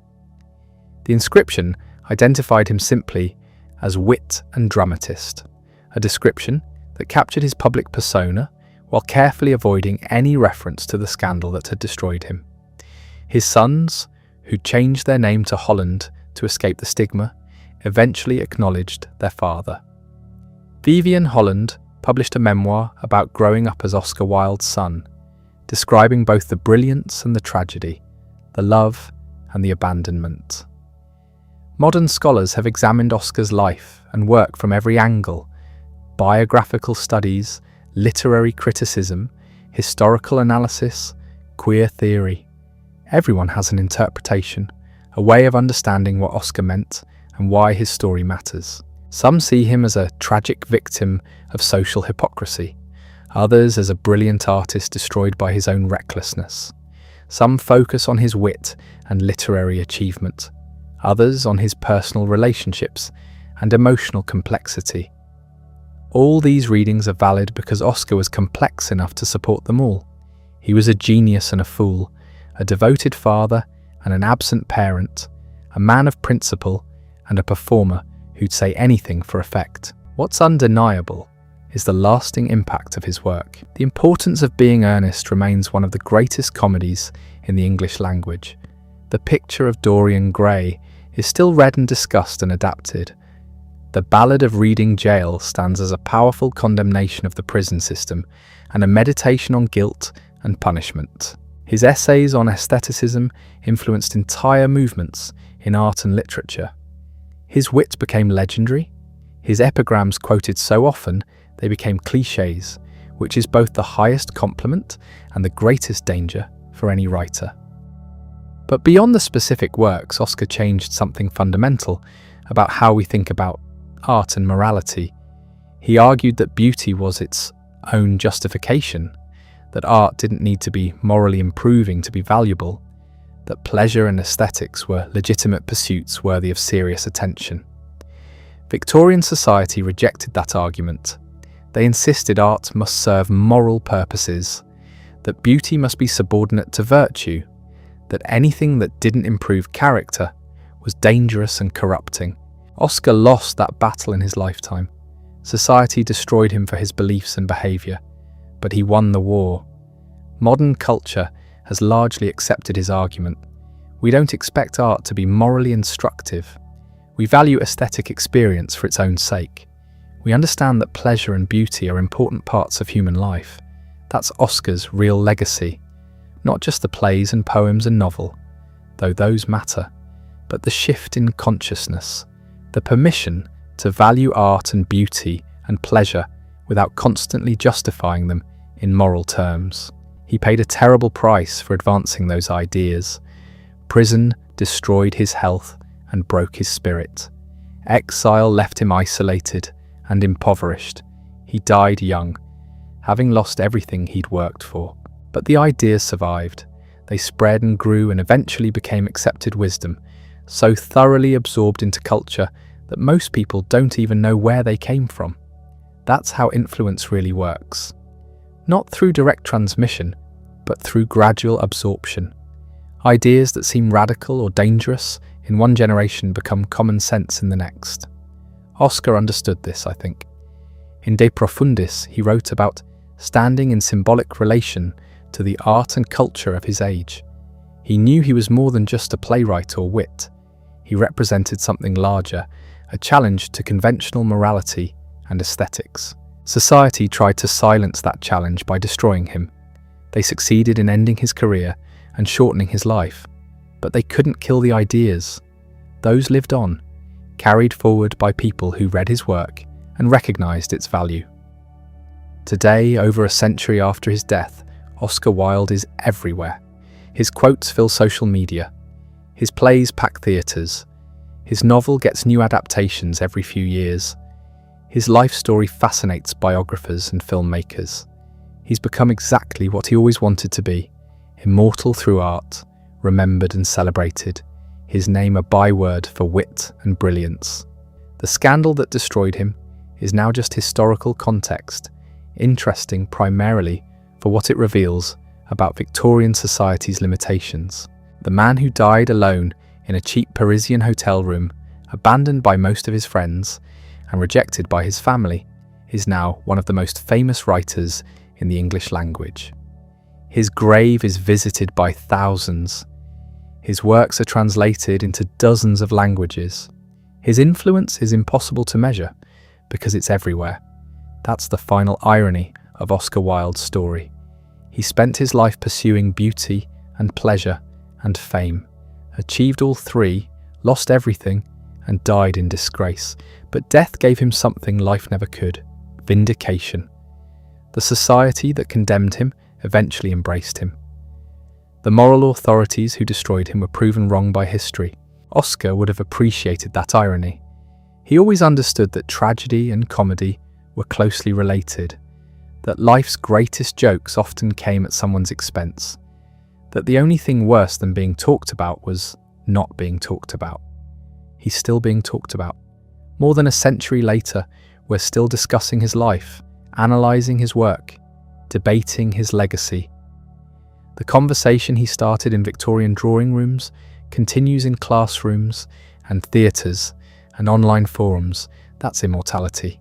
Not living forever, but creating something that does. People remember the scandal, the trials, the imprisonment, the exile, the poverty. That's the story everyone knows. The tragedy that overshadows everything else. But focusing only on how Oscar Wilde died means missing what actually mattered about how he lived. He wasn't destroyed by Victorian morality. He destroyed himself. Deliberately, eyes open, walking into a trap he could see closing. That's not tragic in the conventional sense. That's something stranger and more interesting. Think about what he actually did. He had everything: fame, wealth, critical acclaim, a family, social position. The plays were selling out. The money was pouring in. He could have kept all of it by being slightly more careful, slightly more discreet. Everyone in his circle knew men who maintained double lives successfully. It wasn't impossible. It just required caution. Oscar chose not to be cautious. He flaunted his relationship with Bosie in ways that made exposure inevitable. He sued Queensberry when every friend he had begged him not to. He stayed in England when he could have fled. At every decision point, he picked the option that led toward destruction. Why? The easy answer is that he was blinded by love, that Bosie manipulated him into ruining himself. That's part of it. But it's not the whole story. Oscar was too intelligent not to see what was happening. He saw it clearly and chose it anyway, because the alternative was pretending, keeping the mask on forever, playing the role of respectable family man while living a secret life. And Oscar had built his entire philosophy around the idea that authenticity mattered, that living truthfully was more important than living safely. He couldn't advocate for beauty and pleasure and aesthetic truth in his writing while living a lie in his personal life. The contradiction would have destroyed him more slowly, but just as surely as prison did. So he made a choice. He chose authenticity over survival. He chose to live according to his principles, even when those principles led to prison and exile and death in a shabby hotel room. That's not victimhood. That's agency. Oscar wasn't passively destroyed by an unjust society. He actively refused to submit to that society's demands, knowing exactly what the refusal would cost. Whether that was brave or foolish depends on your values. Victorian society called it foolish, called him a criminal and a deviant. Modern society calls it brave, calls him a martyr for authenticity. Both readings miss something essential. Oscar wasn't trying to be a martyr. He was trying to live according to his own aesthetic philosophy, which held that a beautiful life mattered more than a long one. That intensity of experience justified any price. Prison tested that philosophy, broke it actually. The suffering wasn't beautiful or redeeming or worth the aesthetic moments that preceded it. It was just suffering, grinding and ugly and meaningless.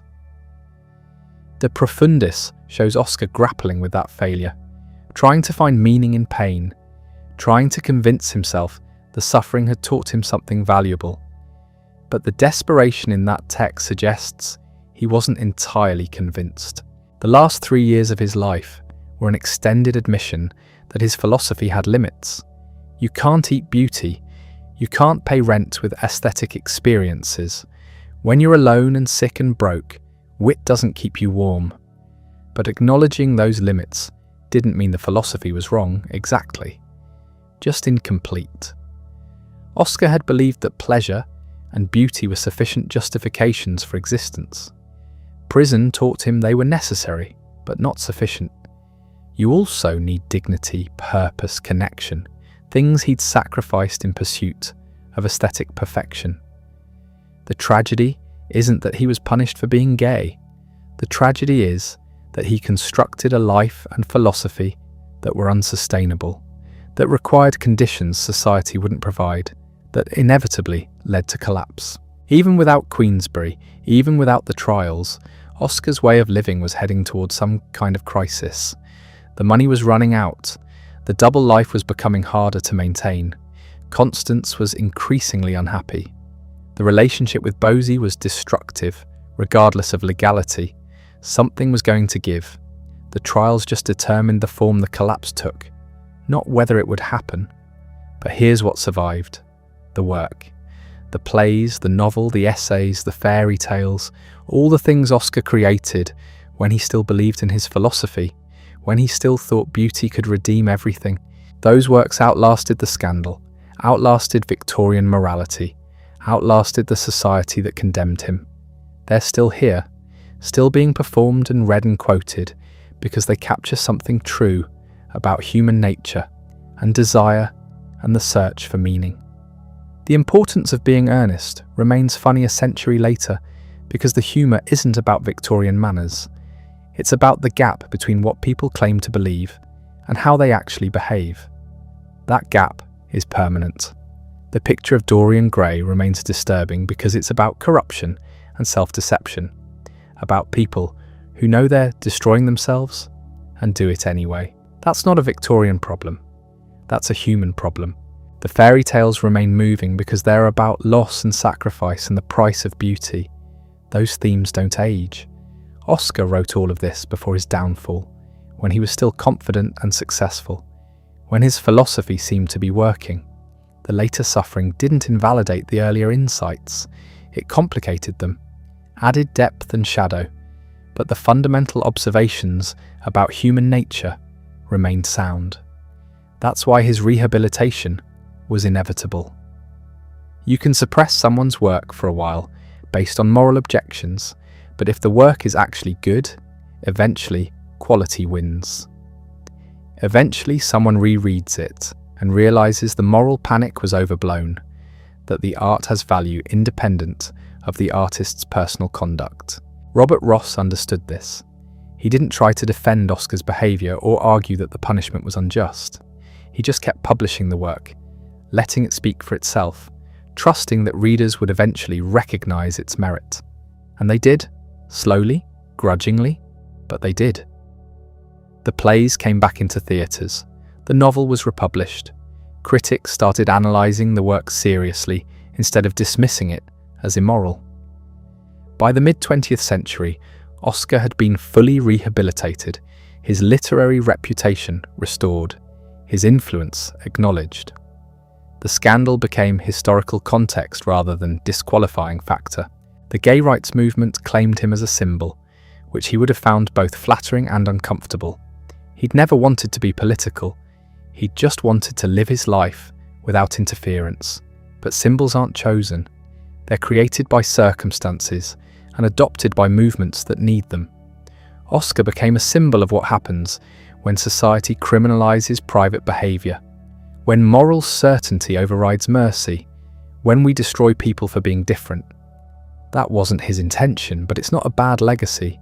His actual intention was simpler. He wanted to create beautiful things and live beautifully while doing it. He succeeded at the first and failed at the second. Or maybe he succeeded at both and just paid a price higher than he'd anticipated. Either way, what remains is the work.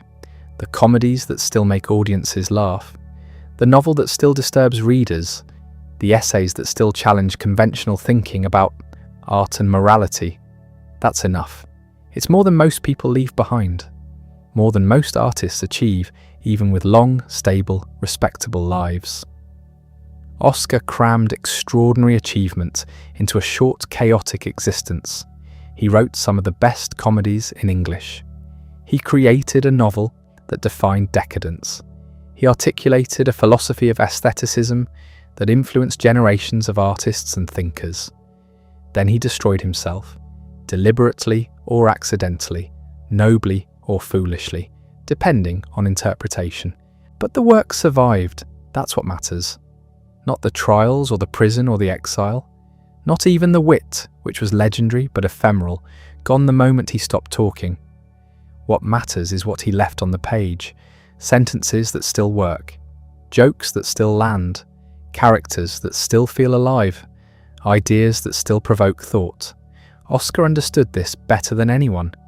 He knew that art outlasts artists, that reputation fluctuates, but good work endures, that what you create matters more than what people say about you.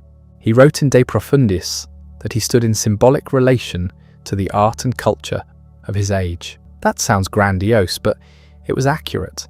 He embodied the conflict between Victorian morality and modernist aesthetics, between tradition and innovation, between social conformity and individual expression. That conflict didn't end with his death. It's still ongoing. We're still arguing about the relationship between art and morality, about whether personal conduct affects artistic merit, about the limits of tolerance and the price of authenticity. Oscar didn't resolve those arguments. He just dramatized them through his life and work, showing what was at stake, what could be gained and lost. His story remains relevant because the questions remain relevant. How do you live authentically in a society that demands conformity? How do you pursue beauty and pleasure while maintaining connection and responsibility? How do you balance individual desire against social obligation? Oscar didn't have good answers to these questions. His life was a demonstration of what happens when you prioritize one side of the equation too heavily. But asking the questions was valuable even if the answers were inadequate. And the work, always back to the work, because that's what we actually have. Not Oscar's personality or his conversation or his life. Those are gone. What remains is what he wrote. And what he wrote was extraordinary. The man died alone in a Paris hotel room in 1900. But the writer is still here, still making people laugh, still making them think, still challenging comfortable assumptions about art and life and the relationship between them. That's immortality, not the kind Oscar wanted probably. He'd have preferred to live longer, to write more, to see his sons grow up, to be reconciled with society. But you don't get to choose your legacy. You just create work and hope it survives. Oscar's work survived, more than survived, it thrived. It grew in reputation and influence, until the man who died in disgrace became one of the most celebrated writers in English. The wallpaper won the duel, technically. Oscar died first, but he was right about one of them having to go, because the work outlasted the room, outlasted the hotel, outlasted the scandal and the society that created it. What we're left with, over a century later, is the laughter. The play's still making audiences laugh, the wit's still making people smile. The beauty Oscar believed in so completely that he sacrificed everything else for it. Maybe that's enough. Maybe that's what he would have wanted. Not sympathy or vindication or rehabilitation, just the work, still alive, still doing what it was designed to do. The complete life of Oscar Wilde was shorter than it should have been, more painful than it needed to be, and more consequential than anyone expected. The man who wanted to be remembered for his art got his wish, though the path to that remembrance went through places he never imagined and wouldn't have chosen. But he's remembered. The work endures, and somewhere in that endurance is a kind of victory, however bitter, however costly, however strange.